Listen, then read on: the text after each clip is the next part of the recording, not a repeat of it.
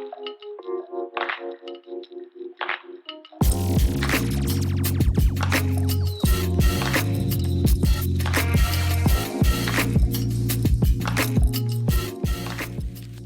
Zak, I'm the head chef here at Casamia restaurant.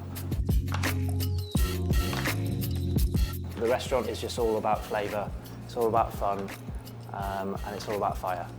We also cook on binchatan and then wood, so everything tastes amazing, everything's smoky, the whole kitchen's fucking covered in charcoal now because we're using it so much all the time. The fire is the big thing. I mean, it seems to be that people are wanting to much more cook on real fire, a bit like definitely. Going back to our roots of what what feels good, and cooking on real fire. Yeah, man. We've almost come full circle now. Like, obviously, for me personally, I'm not really interested in water baths, in sous vide cooking, in fancy chefy techniques and stuff. Like, I want to stay away from the term chef even, because I think that what we're doing is so far against that. Like, we don't wear chef whites. Right. None of us do. That's a bit of a thing for me. I don't want to be wearing chef whites. We just wear shirts in the kitchen now. All I want to cook is food that I absolutely love. And I think that fully comes out in the food. So you're just executing flavour, like you said. Yeah. And man. I suppose with the clothes, that's the fun thing. So it's those big 3 Fs, isn't it? It's like, and with the flavour side of things, if it's all about flavour, then really the format sort of follows from that, doesn't it? And well, I think, would you say fun is the first thing? I mean, almost, yeah. Because if it's not fun. I always like to say now that I think it's almost more important in there for us to be enjoying ourselves first before these guys, because then it rubs off on them and we play loads of loud tunes all night. They're always changing. I've got a little laptop just around the corner, so I'm always doing the playlist and stuff like that. So you're DJing and cooking? Fun music, yeah. Yeah. You've been cooking professionally for about 12 years, but cooking all your life. Yeah. So in your professional career, when was there sort of eureka moment when you tried an ingredient, a Japanese ingredient, and can you tell me about that, and can you tell me what the ingredient was? Before here, I've been here about a year now. Before that, I was at Enesia with Gareth in Wales, and he uses your produce massively. So I was involved in like the startup of when we used to use Kikkoman soy sauce, and then we got yours in, and it's incredible. So we switched over from using Kikkoman soy sauce for all of the seasoning and glazes and stuff like that, and then we got yours in, and we tried it, and it's almost incomparable. And that's the first time that I've ever tried a soy sauce of that quality, and to try it next to just a standard everyday Kikkoman that you can get down the supermarket. Which I always thought was very good, and then to try that stuff, and it like blew it out of the park. That's something that sticks out for me. So it's like taking these flavours that and then same with the milk, I suppose you were talking about from Jersey. I mean, you can get milk anywhere, but it's about finding a craftsman. We don't make any of the products. We've not got our own brand of anything. So, we go out and we find people who love doing what they do, and like with the soy sauce you're talking about, Shibanuma, I mean, they've been doing it for 18 generations, and all the way through since the 1600s. So you can't even compare the two. Who can do that?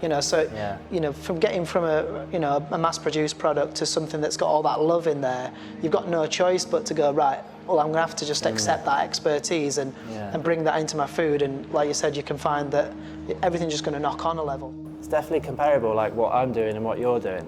Because what I'm doing in the kitchen is trying to find suppliers of any ingredient who are as obsessed with their job, with their craft, than we are in the kitchen, if that makes sense. I think that's what you're doing basically with all of your other little suppliers. Like, it's finding passionate people who care. In fact, it's finding people who care, and then working with them to create something.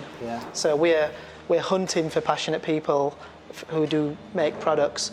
You're hunting for passionate suppliers, and then I suppose the customer's hunting for passionate chefs. And it's true. That virtuous chain that puts that amazing experience on the plate.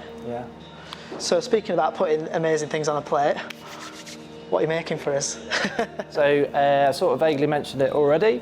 We're going to be doing a little fire roasted quail dish, and it's tandoori style. Oh, okay. So I've made the most incredible little tandoori marinade. And this is obviously not a Japanese recipe, is it? Because it's a tandoori quail. Yeah, not a Japanese recipe at all, but there's loads of Japanese products and seasonings in it. Interesting. So loads of amazing Indian spices. In there we've got cumin, coriander, fenugreek leaves, onion seeds, loads of ground black pepper, loads and loads of amazing spices. But then outside of that as well, we've got some fire roasted sweet red peppers, which kind of brings everything together. And then all of that is then seasoned with loads of your mirin. Okay. There's also some gochujang paste in there. Oh, from Korea. Exactly. And then it's right at the end, after everything's been marinating, we marinate the quails for about 5 days. Before that, they're brined to season them. So you're just trying to get as much of that marinade flavour into the quail. And then once they've finished marinating, we then take that curry paste, basically, and then season it into the sauce. The sauce at the end is finished with lots more of that gochujang, and then it's finished with a bit of soy sauce as well. So the stuff we've just been mentioning. So it's a bit of a crazy one, because it's definitely... It's been around the world and come back. Yeah, it's gone all over the place, the marinade, but it's so tasty. Yeah, excellent. So it's all about flavour again, isn't it? Yeah, and it's like finding all these products and just fitting that jigsaw puzzle together. Yeah. I'm looking at the Escher painting over there, and I'm thinking, well, that shouldn't fit together, but it does. You know. And so you're going to make 2 dishes for us, aren't you? Yes. So if you tell us a little bit about the second dish as well. So the second one is a bowl of ramen, basically. It's not clear, nothing. It's full of sheep fat, and then we'll pass that off, and we'll essentially add katsuobushi and kombu. So we turn that sheep stock into a dashi, if that makes sense. But it's still got that lovely, umptious, thick, grindy from all the fat. Yeah, we have to give it a waz with the hand blender every single time it goes to the table, because otherwise it just splits out. But when it is all the fat and the flavours that are coming in, it's got the most amazing texture. Yeah. Wow. And then it's just finished with loads of your miso, seasoned with a little bit of rice vinegar and a little bit of mirin as well, just to balance it out. And then we just make some incredible noodles. So we get some toasted rye flour. We get some rye flour that we then toast ourselves in the oven to give it even more like roasted, toasted flavour. And then we make just a super simple little noodle from that. We roll them to order, which is pretty special. So they're as fresh as possible. And then we just serve those fresh noodles cooked in a little kombu stock with loads of that broth. And then we've got part of the sheep's neck, which has been brined and then really slowly braised. It's then finished in a pan just to get it nice and caramelised. And then we've got a little Szechuan glaze going over the top of that. And a little sheeted nori as well, just for a little classic like ramen touch.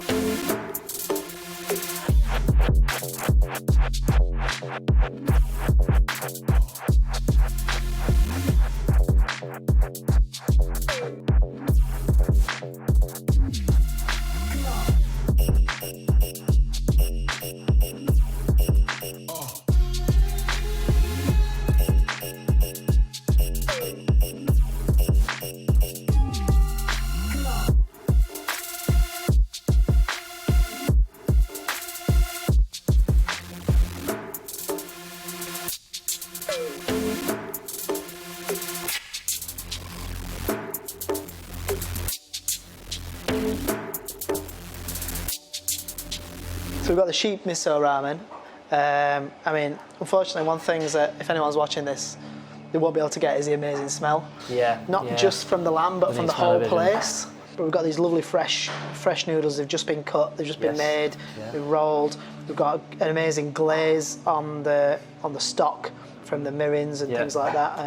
And the lamb itself's got a lovely char on from cooking on the fire. Little sticky Szechuan glaze on there. I can't stop. I just want to get into it. Let's do it, man. Cool. So yeah, the idea is like you use your chopsticks for the noodles and the sheep, and then just pick the bowl straight up and drink the broth really like. Got to slurp the noodles, obviously. Yep.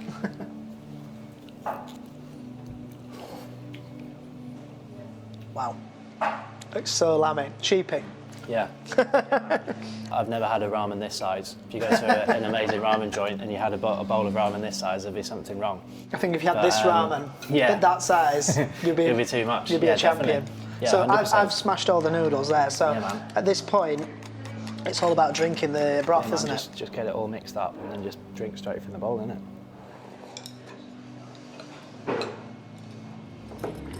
I'm a big fan.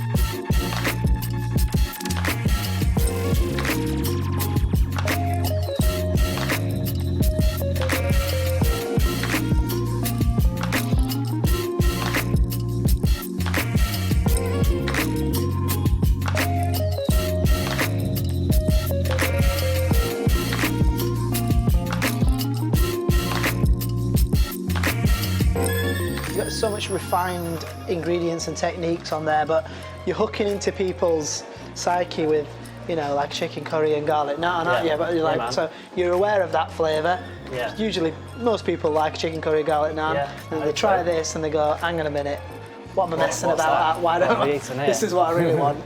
Yeah, man. Cool. So yeah, the idea is we'll start with this, and then like this is to mop up all the sauce. Let's do it. So that's amazing on its own, but the main thing is to mop up all of that juice that's there. And we don't want to leave the gravy. Okay.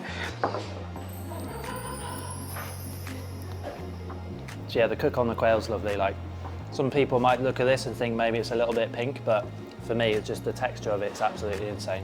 And it's been cooked to such a low temperature for such a long time as well. Yeah, exactly. And the sauce, really fruity. Like, I mean, to me, apples and raisins and that sort of. Yeah, super fruity. Again, fruit. I love a raisin in a curry sauce. Yeah, man. I know it's a bit retro, but I really like it. This has got that sort of nostalgia Fresh feel banana to it. in there and stuff like that. Right, like, well, that's what my mum used to make. Really? Yeah.